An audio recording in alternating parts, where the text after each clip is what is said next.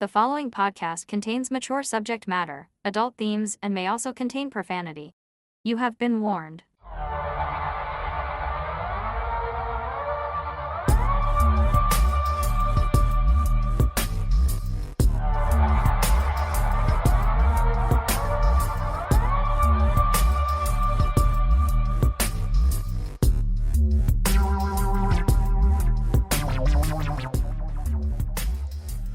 Hello, everybody.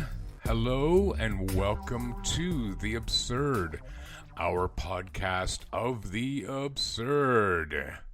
We're talking mysteries and histories and things going on. We got stories that are freaky, funny sometimes. Oh my God, it's frightening. Ah! That was Mel. Are you okay, Mel? Yeah, you scared me. Oh my gosh, I'm sorry. All that frightening talk. It's thundering outside right now. It's exciting. There is literally a severe thunderstorm warning, not a watch, a warning. That basically means it's imminent. Yeah. Yeah. You're going to pull the car up to pick me up out front then? No. Oh. No. I see. I am not going to do that. I'm going to use you as my shield to get to the car. What, am I going to are you going to walk under me? Yeah. That'll be a neat trick. Can almost do that.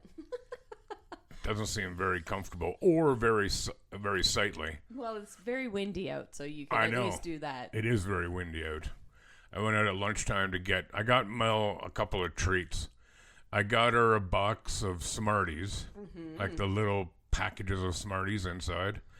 And I bought her einen Bier.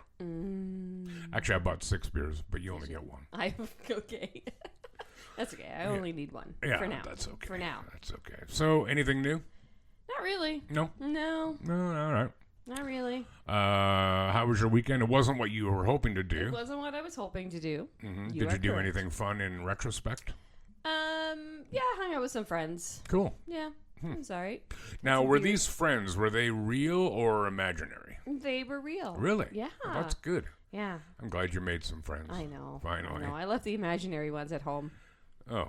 I found some real ones. I hope the imaginary ones aren't upset. They might be. Well, I don't like the shape of things Of? with your imaginary friends. Oh. They probably hurt. Yeah, so nothing else is new and exciting. No, not really. I got nothing else. I'm going to go to Goderich this weekend, though. Oh, were you really? Yeah. So that's where I was supposed to be this past weekend. But Yes. things happened and it didn't work. But, yeah, this weekend. For those of you who don't know, Goderich is a smallish town on the shore of Lake Huron, which you better know is a great lake, one of 5 in North America. In my opinion, it is what's the best lake for swimming, hands down. Yeah. I guess it's probably second biggest, I think. Superior being the biggest. But it's beautiful, wonderful lake, and Goderich is a beautiful, wonderful town. It is. Yeah. I do like it. High up on the bluffs overlooking the lake, so you get awesome sunsets. Woof, woof. Yeah, it is a great town. Why'd you woof? Well, I do that sometimes. Oh. You know, it's my inner dog. I'm in touch with my inner dog. What did I do this weekend? Oh, I don't know. my What gosh. did you do? I went to Toronto Saturday night. Oh, yeah, that's right. You went to see a band. I did. And what how a was band. that? It was fantastic, except we left here. We left my place at 10 after 2. Oh, boy. We hit Starbucks on Victoria because my friend wanted a coffee. I had one all ready to go, full of coffee and Cabot Trail, liqueur. Thank love you, that Kara. stuff. Yeah, Very Kara good. put me onto that. Very good. We got to Danforth at 10 to 6. Ew. 3.5 hours almost. We had to go through downtown Ew. because the 401 was so backed up. Ugh, I hate going to Toronto now. I hate it. I hate it. I hate it. I hate it. I like Toronto once I'm there. Yeah, once sure. I'm there and I know I don't have to go anywhere, I like it. It's fun. Yeah, I it's agree. the getting and leaving. Ugh. And if there isn't further proof needed that we need bloody rail between the cities, Yeah. let's pull your heads out, guys. And our premier wants to double the size of the highway instead by burying it. Yeah, that's dumb. Well, it's only going to cost about 10 times as much as high-speed rail would cost. Yeah. Imagine leaving this city and being downtown in 45 minutes. That'd be cool. That's what was planned. But, hey, folks, I canceled the high-speed rail because we need more highways. But it's Smile Cookie Week. Oh, Jesus.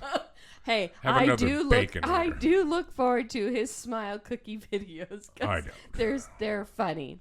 They're funny. I like the bee video. That was my favorite video. Holy Christ, I just swallowed a bee. Yeah. And he said it like 9 times. Holy Christ, I think I just swallowed a bee.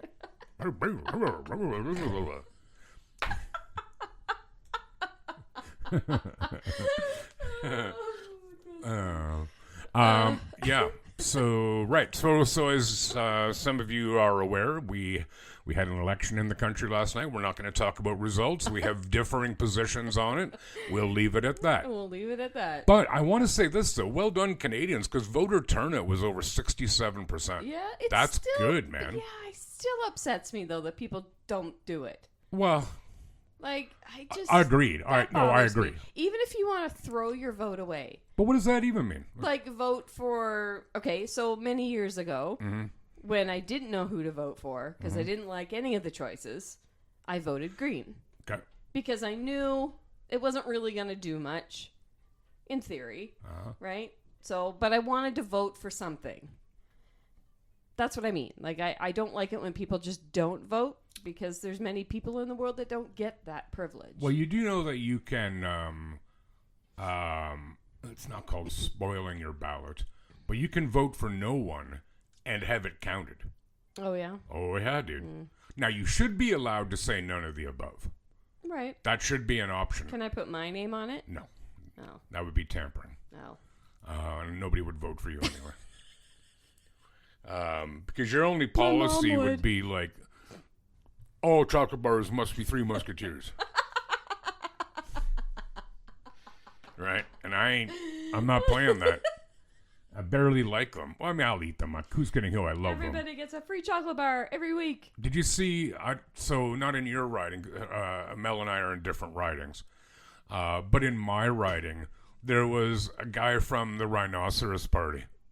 Have you ever heard of them? I'm sorry, what? Oh my God. Seriously? Okay. I've never heard of this. Okay, here's what we're doing. The next week, I'm doing a story on the Rhinoceros Party. Okay. They're hilarious. They've been around since, oh gosh, 70s anyway. Okay. And they're only in federal elections. Okay. All right? Oh, yeah. His name was Santa Claus Chatham. His main policy platform was to make every day Christmas. Oh. Yeah. Okay. I'm not in favor of that because Christmas is tolerable, but every day. Yeah, no, thank you. Because that would mean Christmas music all the time, and I would hang myself to my house. with dental floss if I. Yeah, don't come to my house then. Why? My daughter plays Christmas music all the time. Oh God, help! Your poor dog and cat. I don't care about the rest of you because you can get up and leave. That's true. Right. Any news? Anything you want to say to anyone? Nice hiccup. Yeah, you like that? It's all right. Yeah. No, I'm good. What you got for stories? Ugh. You going first, right? I go first, eh? All right. So, yeah. Oh, by the way, Yes. not that this will come as a surprise to anyone, really, but afterwards, we're going to Piper's for wings and the Leaf game. Yes. Go Leafs. Sing it. Love it. What? Say go Leafs. Go Leaves. Oh, God. You better put more heart into More that, lady. stank behind that. I don't know what that means. Yeah. Okay. Okay, go. Have you ever been to China? I have not. Okay, me neither. Have you ever been in an elevator? I have. I was just in one. Have you ever got stuck in an elevator? No, thank God. I did one time when I was a kid, like 13 maybe, in Niagara Falls, New York. Really? Yeah, my brother's hockey tournament, and myself and a guy my age whose younger brother was also in the tournament, same team as my brother. Yeah. His name was Kevin. Kevin Irvine, in fact, was his name. And we were just out, cruising. It was during the day. And we were in a parking garage, and we got in this elevator, and we closed the door, and then it wouldn't open. Oh, my God. Like Nightmare City. And there was nobody parking there. So, there was nobody around. We're like, oh, wow. Okay, so now what happens? Now what do we do? How do we get out? Because eventually, I don't know, I was trying to think about this today. I can't remember. We weren't in there like for hours or anything, but it was like 20 minutes. Long enough when you're 13 to go, okay, we're going to die in here. How'd you finally get out? I don't remember. I honestly don't. I was thinking about that today. I don't know if we called somebody and they're like, oh, yeah, right, okay, well, we can open it. It's usually an emergency button or something. Yeah, right? yeah. And I think we tried that, but I don't remember. But here I am, so I made it. Well, you made it. I didn't die. But in this elevator in China, let me tell you. So this is going way back to March 2016. What were you, about 14 then? Yeah. Yes, I was. 2 Chinese maintenance workers faced charges in the death of a woman who was trapped in an elevator for a month. Stop. You stop. This happened in western China. All right? Government officials in China's Gaoling district told the Beijing Times the woman might have starved to death. Jesus, that would suck. Oh my gosh. The elevator apparently became stuck between the 10th and 11th floors of a building in the city of Xi'an on January 30th. Remember, again, this is 2016. And this article came out in March of that year. Servicemen called to deal with the broken cable, banged on the door, but when they heard no response, they cut off power to the elevator and told residents to use a different lift. When the servicemen returned to fix the cable last week, so over a month later, they opened the elevator door and found the woman's body. Her hands were distorted. Listen to this. There were scratches on the wall. Oh, no. It was horrible, a building resident told the Times. Residents said they had heard no strange sounds coming from the elevator while it was inoperative. The government said the servicemen should have opened the door to make certain no one was inside. You think? Can't argue with that. The victim, 43 years old, lived by herself in the building. Authorities ruled out foul play, but the Associated Press said authorities determined the cause required charges of involuntary manslaughter because the death was caused by gross negligence. I agree, because you know what I'm inclined to believe? There's 2 possible theories, in my opinion. Okay. One, well, I guess there's 3, sorry. One, these workers went to the wrong elevator. But that doesn't seem likely, because then they cut the power to the correct one. Right. 2, they didn't knock on the doors. Right. 3, now this makes me really sad, the woman was deaf. Oh. Right? Doesn't say anything about that, though. It does not. So that's a theory. But it doesn't offer any theories as to why she wouldn't have responded. Right. Right? But why did it take them over a month to come back and fix it? Yeah. Like, seriously, okay, so we've only got 1 elevator in the building for a month? Hell with that. But that's horrible. Horrible. What a way. No. Yeah, I don't like any part of that. No, I don't either. And scratches on the wall. That's hideous, poor man. Lady. I know, that's horrible. Oh, no. Horrible. I wouldn't wish that up. No, actually, let me think. I'll get back to you on that one. Yeah, no, it's still a terrible way to go. So that's not a very uplifting story from China. Yeah. Yeah, well done. Loving an elevator. Okay. Living it up till I'm going down. I fucking hate that song. I hate 80s, 90s Aerosmith. Oh, I love Aerosmith. 70s, it's fine. Yeah, so I'm done there. Okay. Do you have a story for us? Yeah. Yeah, cool. Let's hear it, eh? We're going to stay in China. Ooh, good. Since we're already there. I'm going to get some of those delicious eggs. Oh, I got something even better for you. Oh, God. Okay. A tropical rainforest-themed restaurant in Shanghai, China, called Canopia, is raising eyebrows with this eco-friendly cuisine. Okay. While it is great to think about the environment, this restaurant builds on the theme of nature and takes things to a bit of an extreme. Oh, goody. The fine dining eatery caters a 15-course, authentic rainforest meal experience and charges $550 US. It's not bad, though, for 15 courses. Well, go on. We'll Yeah. see what the courses are. Yeah. I think I'm getting an idea. The restaurant is run by a man from China's Blang ethnic group and a Frenchman. I love how it's just and a Frenchman. Frenchman. Just a random Frenchman. What year was this written in? 53? The two reportedly spent 7 years researching the rainforest in Yunnan province, and then created the dining experience at the Shanghai restaurant. To begin the experience, people are told to pick a leaf and eat it from a plant. Okay. It needs to be dipped in a sauce and consumed raw. A server stands next to you explaining the ecological fusion cuisine. Okay. As the meal unfolds, diners are treated to an array of unconventional dishes. One such offering requires guests to lick honey and pollen from ice cubes. Okay. Oh, Yeah. look at it The outside. weather's starting to pick Oh, up. Y'all. boy. Yeah. This is terrifying. If this is our last broadcast, Oh no, I'm scared. Okay, anyway. tell Paper's Wings I love them. Another strange dish is called black goo. Okay. It mirrors the parasitic Raphicilia flower that has a foul odor. I don't like it. Chefs go to great lengths to replicate the pungent scent of the flower, which is a crucial part of the experience. The server explains that the dish is meant to evoke the scent of decaying flesh. Oh, wow. Who doesn't want that on their plate? Sounds delicious. Mm-mm. I'm not going anywhere in that. We're going to be here for a while. Yeah, it'll pass.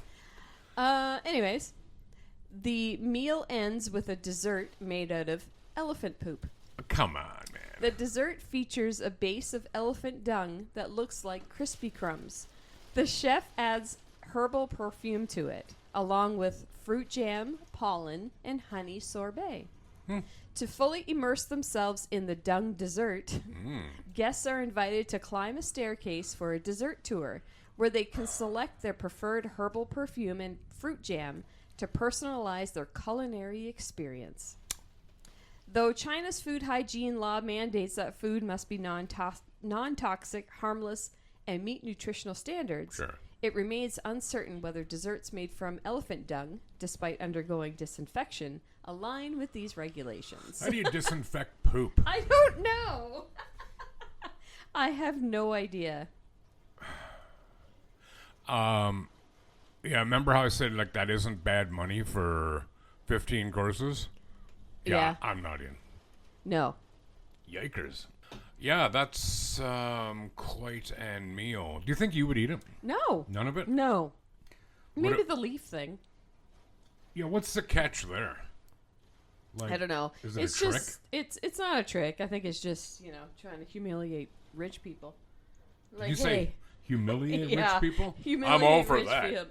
Rich people thinking, oh, hey, if I pay this much, I can have some fancy leaf and elephant poop. Where else can you say you've had that? Well, in a way, rich people they deserve that kind of treatment because they think, this is really expensive. Look how awesome it is.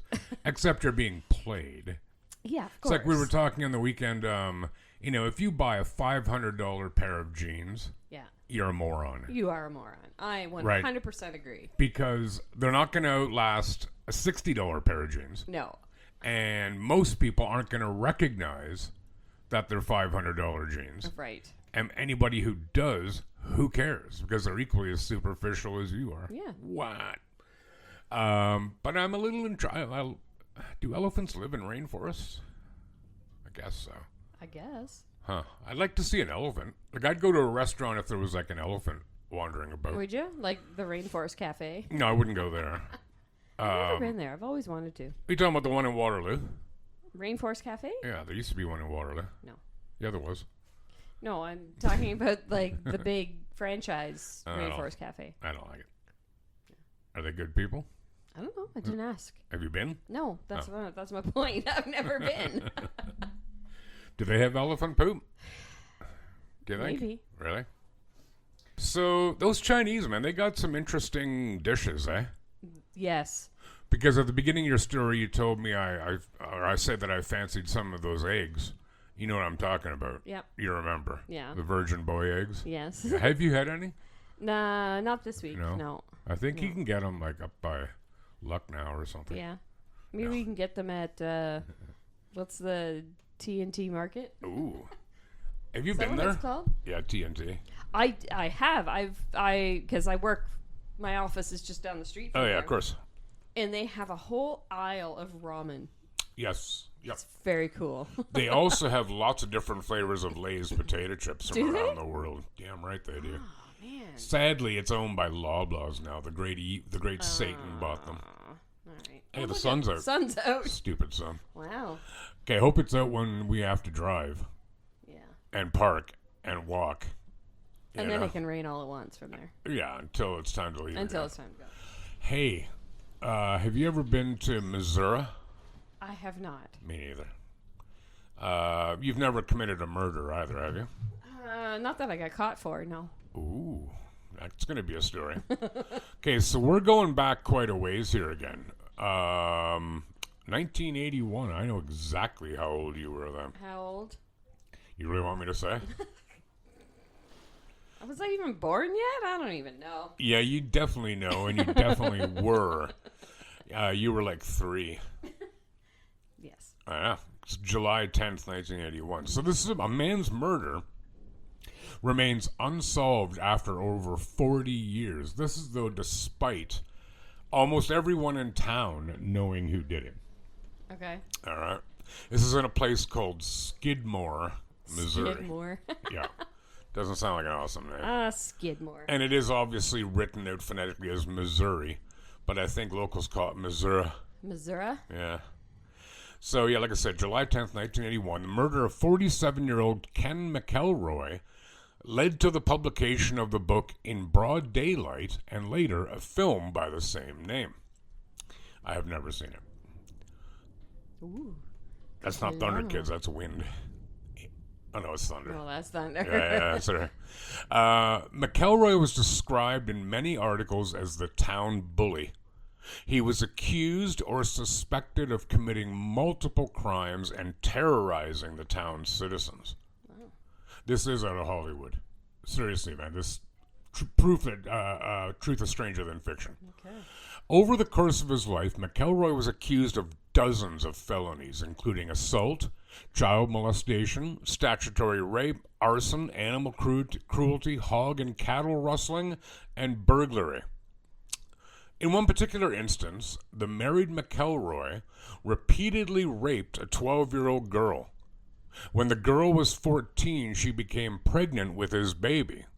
So obviously he had sex with her after she was 12, unless it's a really long gestation period.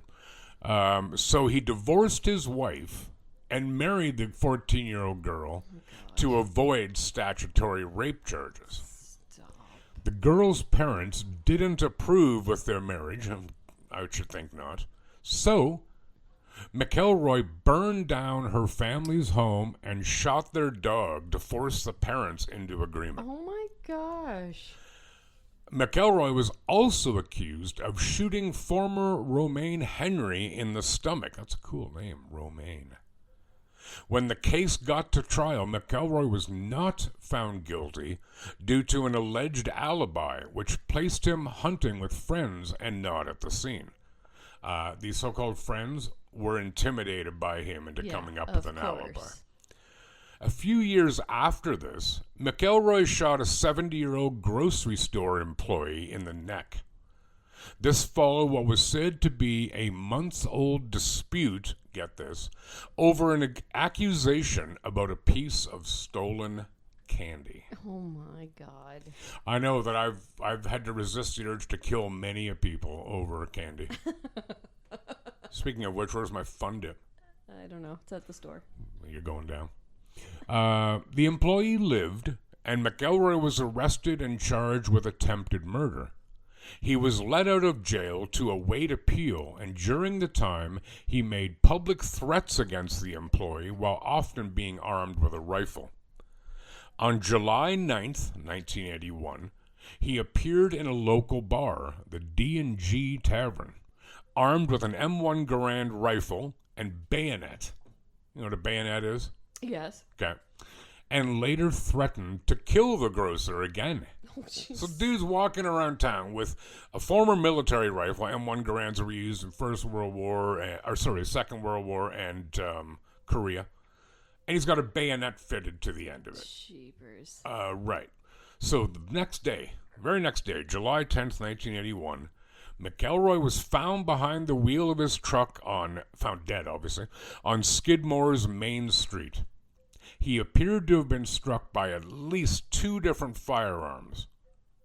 His wife, Trina, was with him in the truck at the time and escaped without injuries. A group of 30 to 45 townspeople were there, and more arrived at the scene, but emergency medical services were not called. Yeah. Wow. The case was investigated by local authorities and later the FBI, but the killer was not found. McElroy's wife named a possible gunman, but no one identified who fired the shots. Nottoway County Sheriff Randy Strong worked on the case when he was first starting in law enforcement. I was pretty new and found myself over there in the middle of that crime scene, and then was given the task of looking for witnesses, interviewing some witnesses, Strong said. I actually went to the funeral home and documented some of the injuries, or the wounds, I should say. I worked on it for about 3 days, and that was it. Strong said he believes the 2 suspects initially named by possible witnesses are now deceased. Strong said this case is an unfortunate legend in the area, with people from all around the world still trying to solve it. There has even been a man from Israel who has come to the area to try and solve it. He too was unsuccessful. Every once in a while, some new documentary film photographer comes in and wants to bring it all back, Strong said. McElroy's murder is still unsolved. So, have you ever seen the movie Roadhouse? Original with Patrick Swayze. I have. I don't remember too much about it, though. Okay. It's, in my opinion, it's an extraordinarily stupid movie. Mm-hmm. But it's one that I've watched many times because I'm still drawn to it for some reason. Okay. And there's a dude in the town who's kind of like this, except he's rich. And he controls everything. And there literally are towns like that in the States. Of course. You know. But this guy was not wealthy. He was just a dick. So town got together and took him out. Yep. And not necessarily planning to take him out, although I don't doubt that there was some conspiracy to that end to do so. But then when the time came, everybody's like, I don't know, I didn't see nothing. Yeah, I don't know. I was Who are over we there. even talking about? I've never even met him. Yeah, I was brushing my horse's teeth. I didn't have time to watch. Brushing your horse's teeth. You imagine if that was a thing you had to do? That would suck. Yeah, no, I don't want to do that. No, I don't want to do that either. Horses scare me. Huh? Horses scare me. Do they? Yeah, a little bit. Well, they are big animals. They're big and they're unpredictable. Yeah, they are. And, you've heard me reference the show Grand Tour and Top Gear many times, and they're talking about horses, and they're like, it's an animal that's afraid of, sunlight, gravel, Right. chip packages, grass. Right? Yeah. They can be a bit high strung. They can be. Have you ever ridden a horse? I have. Yeah, okay. Yeah, me too. Not for a long time. No. And I'm good with that. Yeah. But I'm not crazy about riding something that big that has a mind and an intelligence of its own. Mm-hmm. Like, what if it's the size? I don't want this asshole on my back anymore. Yeah. I'm gonna roll over right now. You know what I mean? I'm gonna run under these really low branches. Let's see what happens. Yeah. Because if I was a horse, that's the kind of thing I'd do. Yeah, I know you would. You would too. Yeah, probably. You'd be more of a donkey. Thanks. Donkeys are cool. Yeah. Okay, I realize I'm getting really tangential here, Yeah, but I was gonna say we really went off track here, but there was I had no idea donkeys are used as guard animals. for what? To protect herds of animals. Not really in North America. But I saw a video of a donkey kicking the absolute crap out of a hyena. You don't want to mess with a hyena, man. A hyena. They'll do you in. Absolutely. Yeah, and this donkey had it by the scruff of its neck and was just shaking it around. I'm A like, donkey? I kid you not, man. Did you dream this? I wish. My dreams are not anywhere near that cool. Usually not. But no, I'll find the video for it. I was like, holy shit. So lots of herds will have like a couple of donkeys that'll just, lie around and do donkey stuff. Do donkey shit. I don't know if they do that. Wow. What if they play Donkey Kong? That's a terrible joke. That was terrible. But yeah, they can be feisty buggers apparently. All right, well, I'll think about that next time. I get it I about see horses, one. so don't feel bad that I said you would probably be a donkey. Yeah, so there's the ends of my story in Missouri. All right. You got something to bring us on home with? Well, I do. Do you? Have you ever heard of Shipwreck, Kelly? I have, but I have no idea anything about him. Okay. Like, I've heard the reference, but that's it. I'm all ears. It was part of the career of sitting on flagpoles. Like, back in the day, you see people sitting up on these giant flagpoles. Do you remember the 90s band called Flagpole Sitta? I do not. Or the song, rather, by Harvey Danger. I don't think so. Bet you know it. Probably. I guarantee it. Okay. Anyway. I swear to God. Shipwreck Kelly spent most of his career sitting on flagpoles. Accounts vary as to how Kelly acquired his nickname. He claimed to have survived 5 shipwrecks, 2 airplane crashes, 3 automobile accidents, and 1 train wreck, all without injury. Wow. He is also said to have gained the nickname as a boxer because he was so often adrift in the ring that the handle became inevitable. Shipwreck Kelly climbed his first pole at the age of 7. He is credited with the pole-sitting fad after sitting atop a flagpole in 1924 as a publicity stunt to draw customers to a Philadelphia department store. Aren't flagpoles, don't they have a round ball at the top? Yes. How do you sit on that? Yeah, it changed over time, and then they put like flat pads on the top. Oh. So they could sit on that. Oh, all right. You know, Sorry. so much more comfortable. Please go on. Yeah. A local movie theater saw his stunt and hired him to help promote a movie where he sat on a pole for 13 hours and 13 minutes. Gosh.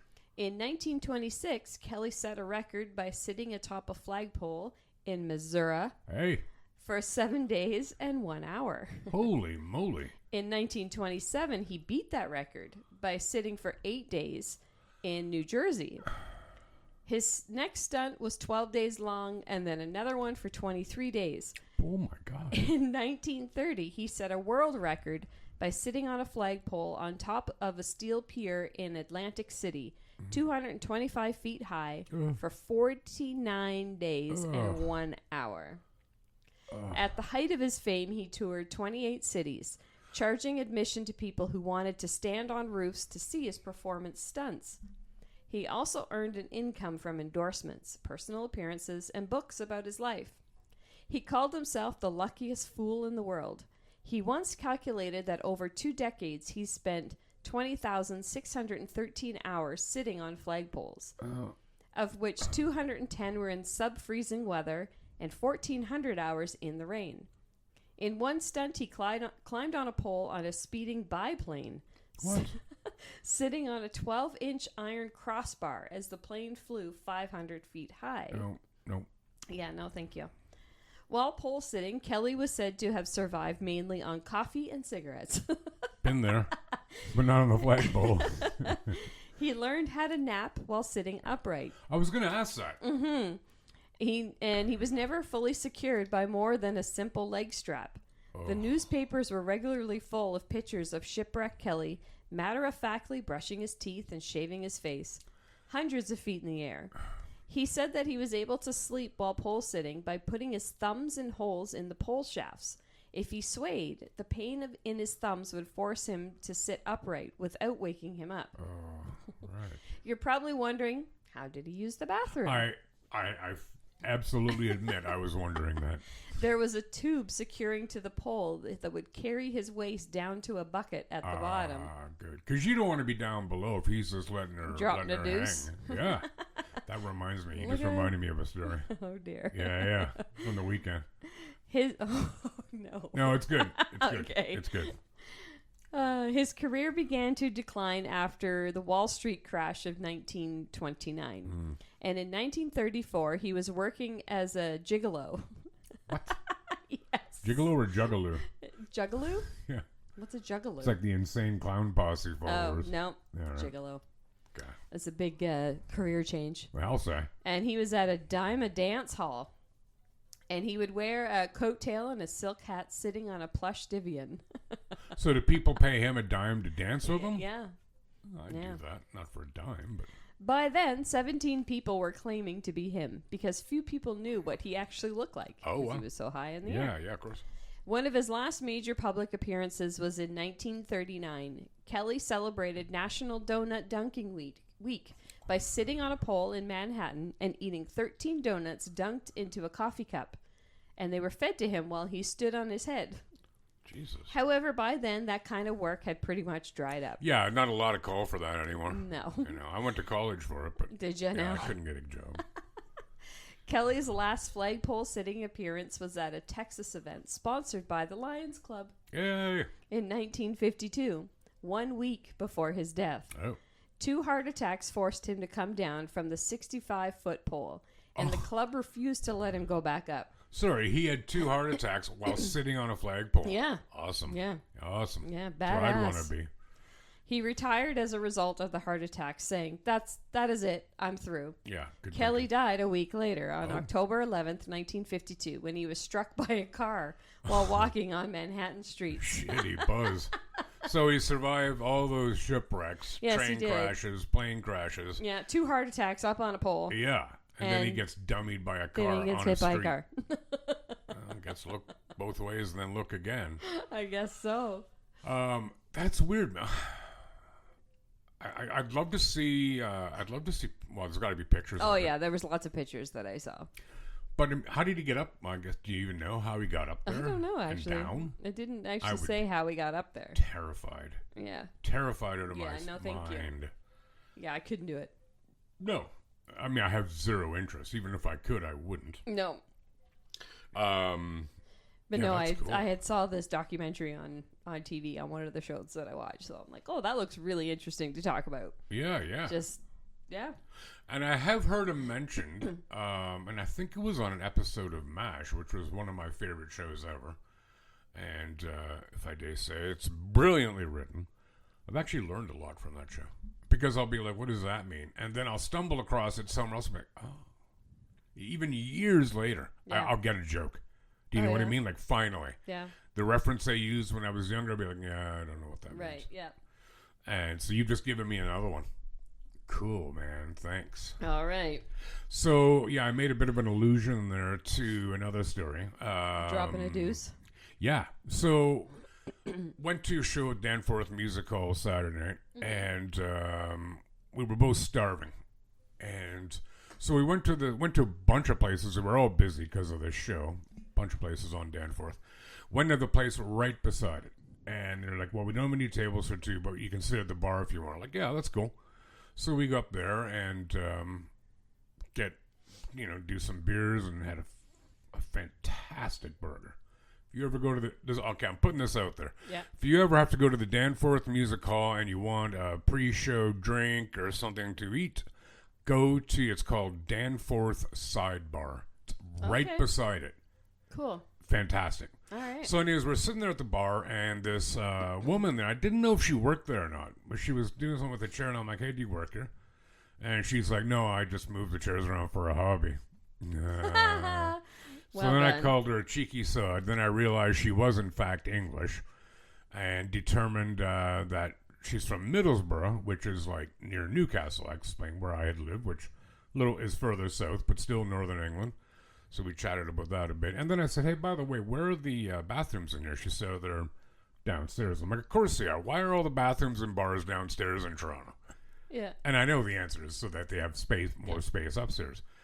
And she laughed. She goes, well, there's an accessible bathroom here. She goes, the light's really low. She goes, I'll put it on for you. I go, I'm like, is it cool for me to use that? Because it's like right there, right?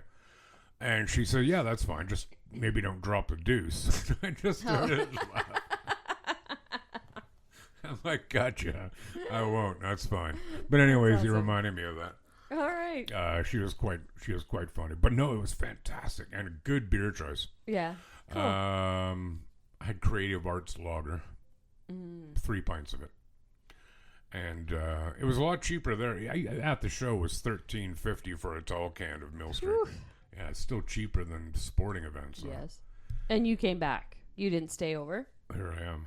Oh yeah, no, I didn't stay over. I mean, like, No, we came back that night. yeah. Yeah, I was so ready to get home. Yeah. Yeah. Cool. So, yeah, that was my story about the Dropping a deuce. It's worth a deuce. That's a song by Kiss. Anyway, not that kind of deuce. Got it. So, yeah, you have anything you'd like to say to everybody? Sure. You guys should check out our website, theabsurdpodcast.ca. We love to hear from you. If you guys want to reach out, say hello, check us out on Spotify and all the different places. Give us some 5-star reviews, please, and thank you. That would be awesome. That helps us out a lot. It does indeed. And we appreciate it because, you know, we don't make anything of this. We do it for fun. Yeah. We do it to get together, to have some laughs. It's also fun, though, I will admit, finding stories. It is. You know? Yeah. And it kind of hones my research skills, or refreshes them, I should say. Yeah. Because I want to make sure the story is legit. Yes. You know? Yeah. So I'll look for different sources, blah, blah, blah, blah, blah. Blah, blah, blah, blah, blah, blah. Yeah. But no, so if you can give us a 5-star review, awesome. Better, though, even like share it with people you know. Yes. You know, Yep. To that end, I want to give a shout out for, and please, if I miss you, don't think it's on purpose. It absolutely is not. But for people, Scott Mitchell, Christy Bader, Carol Martin, my mother. Who else? Who else shares? But people who like them a lot, like Christine Auberly, Becky Clare, Evelina Kulik. Yes, thank you. Because she likes everything we post on Instagram. Yeah. Actually, she doesn't like it. She loves it. She loves it because she loves me. Does she? Yeah. What does she think of me? Well, She doesn't know me. she doesn't know you. But undoubtedly, she would love me. I'm trying to think here real quick on the fly. Who else regularly shares our posts? So please, if I forgot who you are right now, it's because I'm hungry and I'm forgetting things more often. But when I see, I'm like, oh God, I should have mentioned them. Yeah. All good. I will mention you again. I promise. I promise. Mm-hmm. You heard it here. I did. You did. They did. So I think that's maybe it. Visit us on Spotify. Visit us on YouTube. Deezer. Yes. Yeah. Share our page with people. Love us. Like, reshare it on Instagram and Facebook. That would be awesome, guys. That would be awesome. Yeah. And give us love. And again, if you have any story ideas, by all means, contact us. Yes. We have done so regularly with people who have fed us stories, and we've put them out there. Yeah. You know, we're happy to do that. Well, Mel. Hey, that rhymes. Well, Mel. Well, Mel. Well, Mel. I think it's time. I think it's time. Ooh, I'm going to get some crier wings. Yes. I'm going to punish myself with our hottest wings. Hey, what you do in your spare time is up to you. It isn't even just my spare time either. All right, everyone. Thank you very much again for coming out and listening. And we hopefully you'll tune in again next week. Yeah. All right, so take care of yourselves and one another, please. Bye. Goodbye.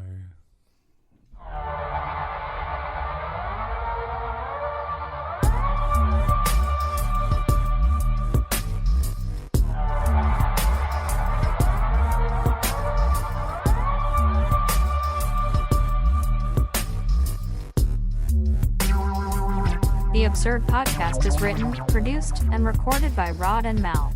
Music by Audionautics.com.